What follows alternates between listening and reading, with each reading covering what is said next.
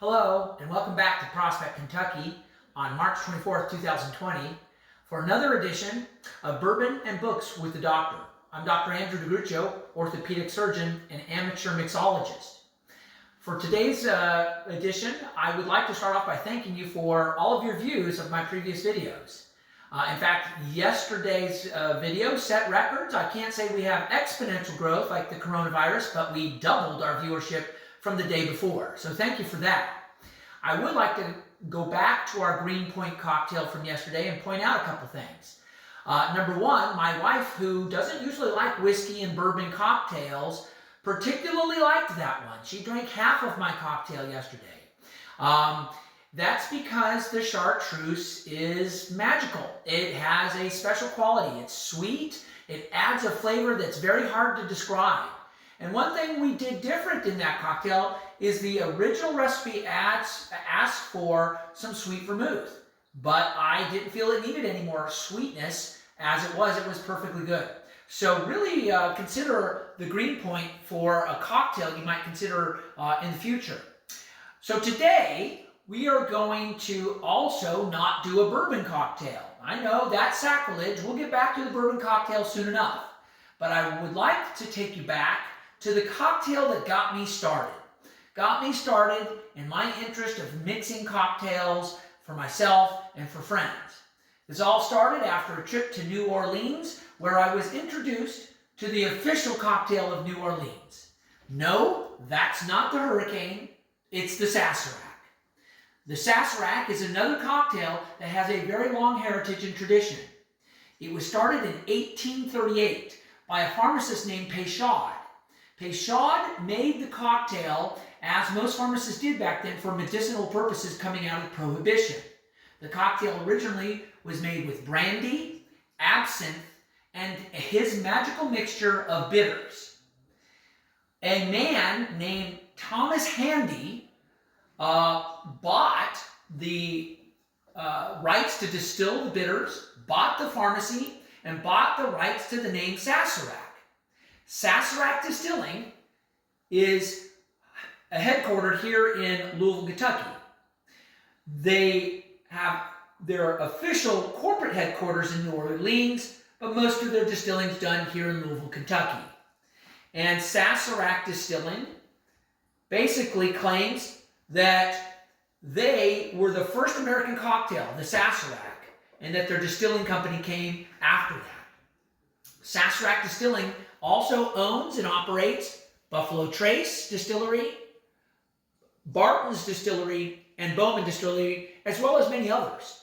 So that is the connection from this cocktail to Louisville, Kentucky for us. So in any case, let's go ahead and get into this cocktail. For this cocktail, it calls now for a rye whiskey, not a bourbon and not brandy as it initially was. And then the other major liqueur that's in this is Herbsaint. As I pointed out, it was originally not Herbsaint. So originally, this cocktail was made with absinthe, but many of you may know that absinthe had a problem in its original version. It had a component in it that caused people to hallucinate, and worst of all, some people had allergic reactions to it and actually went blind or died. I believe that ingredient may have been primarily the wormwood, so absinthe was banned, removed from the market by the FDA for many years. In its absence, they had to continue the cocktail, so they came up with an alternative, and the official liqueur of New Orleans is actually now Herbsaint to replace the absinthe. Now, absinthe is having a comeback because they removed some of those products that people were reacting to, and so you probably will be able to get your Sazerac now with the original absinthe. So we have Herbsaint. I'm using Sazerac rye, and then of course the bitters. Peychaud bitters is the key ingredient for the appropriate color, and there's a big controversy whether or not you add any angostura bitters. Most people do. So for this cocktail, we'll take our graduated mixer, and we're going to need 2 ounces of our Sazerac rye.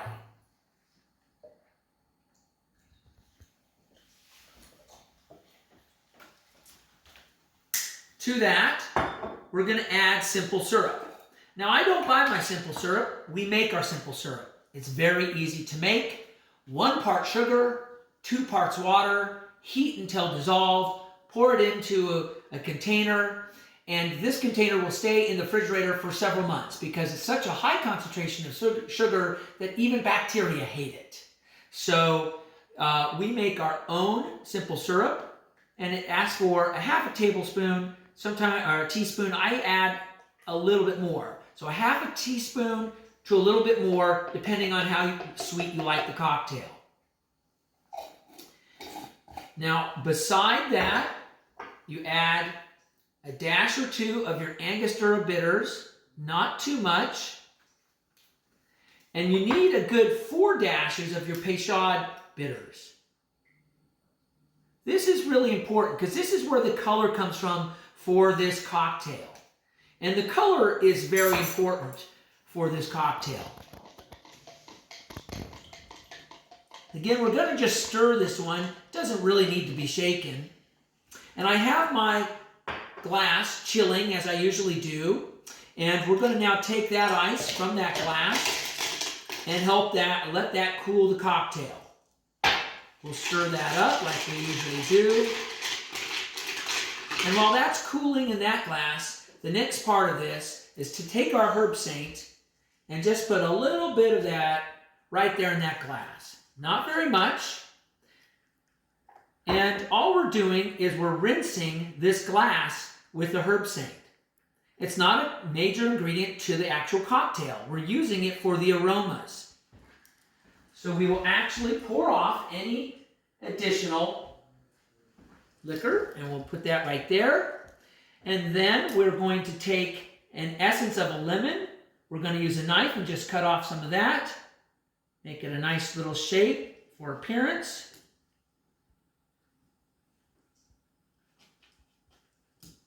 And then we need to really kind of get some of that by pinching the peel, get the aromas, get that into our cocktail, rub it around the rim so we get the nice mixture of those aromas. After we stir this just a little bit more, we're ready to pour. We'll take that and we'll pour that.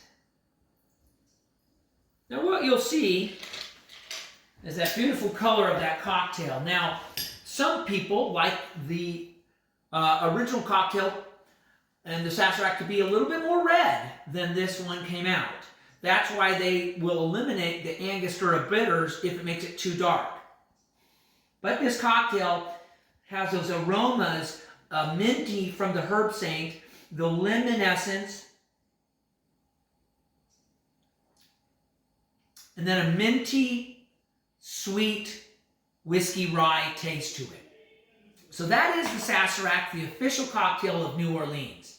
Now for this cocktail, I'm going to make my book recommendation. I don't have all of the books I've read that I'll recommend to you in the house, because when I'm finished with my books, I return them to the used bookstore for others to appreciate and read after I'm done.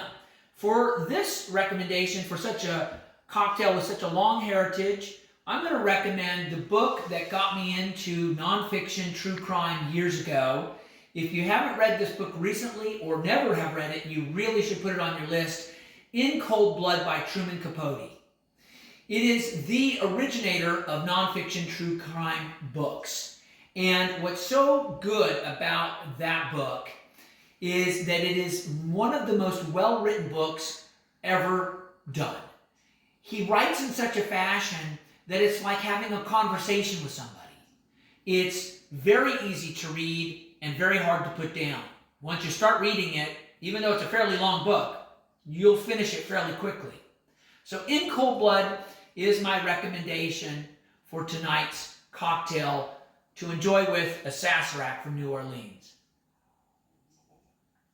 Now, I like to say, go to my YouTube channel, like it if you do, subscribe if you can, make recommendations, make requests. point out any mistakes I've made, and keep coming back for more. We're going to get back into the bourbon cocktails soon enough. And during our time of quarantine and lockdown from the coronavirus, make sure you stay safe out there, keep yourself isolated, wash your hands, and we'll see you tomorrow.